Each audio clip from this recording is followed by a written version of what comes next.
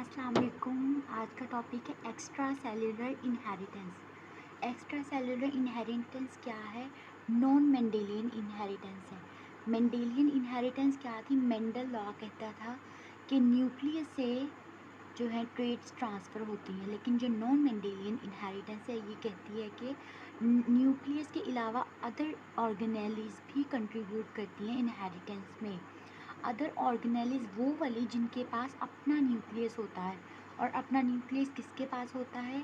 Animals में mitochondria के पास और प्लांट्स में क्लोरोप्लास्ट के पास। ठीक है, एनिमल्स में माइटोकॉन्ड्रिया के पास एंड प्लांट्स में क्लोरोप्लास्ट के पास अपना न्यूक्लियस होता है, इसलिए ये दोनों अपने ट्रेट्स को ट्रांसफ़र कर सकती हैं, और इस तरह की इनहेरिटेंस को कहते हैं एक्स्ट्रा सेलुलर इनहेरिटेंस या फिर नॉन मेंडेलियन इनहेरिटेंस। अब हम आगे देखेंगे कि नॉन मेंडेलियन इनहेरिटेंस कैसे होती है। माइटोकॉन्ड्रियल इनहेरिटेंस है, इसकी पहले माइटोकॉन्ड्रिया की देख रहे हैं। तो माइटोकॉन्ड्रियल इनहेरिटेंस में क्या होता है कि ये एग सेल है जो कि फीमेल से आया है, और ये स्पर्म सेल है जो कि मेल से है। एग सेल के पास भी होते हैं माइटोकॉन्ड्रिया, लेकिन ज़्यादा तादाद में। माइटोकॉन्ड्रिया स्पर्म के पास भी होते हैं, लेकिन इसके पास बहुत ही लो क्वांटिटी में होते हैं, या फिर ये मूवेबल होने की वजह से अपने माइटोकॉन्ड्रिया लॉस कर देता है, और इसके पास भी न्यूक्लियर डीएनए होता है।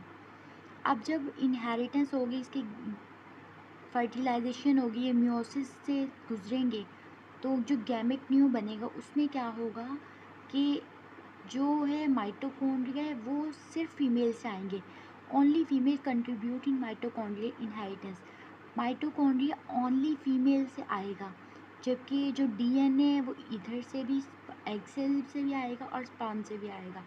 डीएनए में बोथ पेरेंट्स कंट्रीब्यूट कर रहे हैं न्यूक्लियर डीएनए इनहेरिटेंस में, जबकि माइटोकॉन्ड्रियल इनहेरिटेंस में सिर्फ फीमेल कंट्रीब्यूट कर रही है। इसीलिए कहते हैं कि जो है ये माइटोकॉन्ड्रिया इनहेरिटेंस है, ये एक फीमेल फैक्टर है, इसमें मेल का कोई कंट्रीब्यूशन नहीं होता। So it is a maternal effect. Father to offspring ये नहीं जाता, जबकि मदर से ऑफस्प्रिंग्स में ये जाता है, क्योंकि मदर का माइटोकॉन्ड्रिया जो है वो यूज़ हो रहा है, वो कंट्रीब्यूट कर रहा है, इसलिए ये मदर से ऑफस्प्रिंग में जाएगा, इसलिए ये मैटरनल इफ़ेक्ट है। और अगर मदर के माइटोकॉन्ड्रिया में डिजीज़ है तो वो डिजीज़ जाएगी ऑफस्प्रिंग्स में, और उसको क्या कहते हैं? Mitochondrial disease from mother. इनके माइटोकॉन्ड्रियल डिसऑर्डर है मदर की तरफ से, उसमें फादर की कोई कंट्रीब्यूशन नहीं है। उसके बाद हम देखते हैं कि किस तरह के डिसऑर्डर हो सकते हैं। तो माइटोकॉन्ड्रियल म्यूटेशंस में कौन सी आती है? क्वीन-सैरी सिंड्रोम। ये एक ऐसी सिंड्रोम है जिसमें माइटोकॉन्ड्रियल डीएनए में लार्जली डिलीशंस हो जाती हैं। लार्जली डिलीशंस इन माइटोकॉन्ड्रियल डिजीज कॉजेज कीन-सैरी सिंड्रोम, यानी कि मदर के पास जो माइटोकॉन्ड्रिया था उनके अंदर डिलीशंस हो गई हैं, डिलीट हो गई हैं काफ़ी सारी चीज़ें, उसकी वजह से कीन-सैरी सिंड्रोम हुई है। इसके सिम्टम्स क्या हैं कि हमें पता कैसे चलेगा कि ये सिंड्रोम है? तो इसमें क्या होगी? मसल्स में वीकनेस होगी, weakness of muscles and degeneration of retina. जो आइज़ के अंदर रेटिना प्रेजेंट होता है वो डीजनरेट हो जाएगा, और हार्ट मसल्स की डेवलपमेंट भी डीजनरेट हो जाएगी, यानी कि इंसान की नज़र पर बहुत ज़्यादा इफ़ेक्ट पड़ेगा इस सिंड्रोम की वजह से। अब इसके दो तरह के केसेस हो सकते हैं।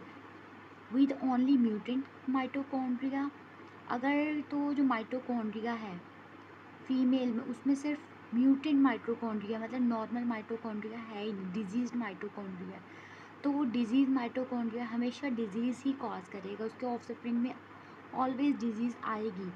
लेकिन अगर एक औरत ऐसी है जिसके पास कि म्यूटेंट माइटोकॉन्ड्रिया भी है लेकिन नॉर्मल का माइटोकॉन्ड्रिया भी है, तो क्या होगा कि इसकी रैंडम डिस्ट्रीब्यूशन होगी। जब मियोसिस होगी तो रैंडमली डिस्ट्रीब्यूट होंगे गैमेट्स, तो उसमें क्या होगा, जिस बच्चे के पास लार्ज प्रोपोर्शन में माइटोकॉन्ड्रिया जाएंगे डिजीज़्ड वाले, वो डिजीज़्ड होगा, लेकिन जिसके पास स्मॉल प्रोपोर्शन में जाएंगे उसमें डिजीज़ हो भी सकती है माइल्डली, मतलब बहुत कम चांसेस हैं, और हो सकता है कि वो नॉर्मल हो। ये डिपेंड करता है उस रेंडमली डिस्ट्रीब्यूशन पर कि उसके पास कितने किसके पास गैमेट्स गए हैं। तो यही थी माइटोकॉन्ड्रियल इनहेरिटेंस। Thank you.